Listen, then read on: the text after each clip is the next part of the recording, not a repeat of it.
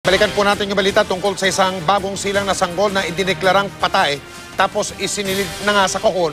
Pero makalipas ang 4 na oras, umiyak ang baby. Nakatutok si Victoria Tulad. Hindi makapaniwala ang mga magulang at kaanak ng bagong silang na sanggol na ito sa Kidapawan City. Tila isang milagro kasing kapiling nila ngayon ang babaeng sanggol. Idineklara kasi sa Cotabato Provincial Hospital na patay ang sanggol dahil hindi raw umiiyak o gumagalaw ng iluwal nitong linggo ng gabi.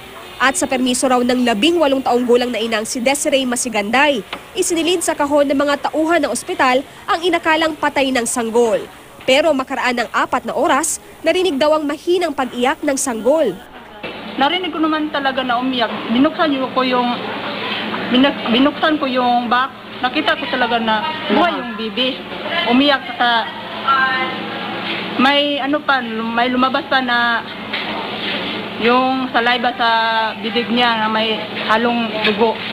Agad raw itinakbo sa emergency room ang sanggol.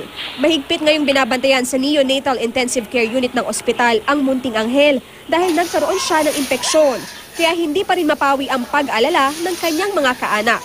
Ayon sa Assistant Chief ng ospital na si Dr. Eva Rabaya, paiimbestigahan niya ang insidente. Ayon pa sa kanya, nasa 7.5 buwan pa lang o premature ang sanggol ng isilang kaya maselan daw ang lagay nito. Sa gitna nito ay naiblotter na raw sa police station kanina ng pamilya Masiganday ang insidente. Bukas daw maglalabas ng pahayag ang doktor na siyang nagpaanak sa ina. Victoria Tulad, nakatutok, 24 oras.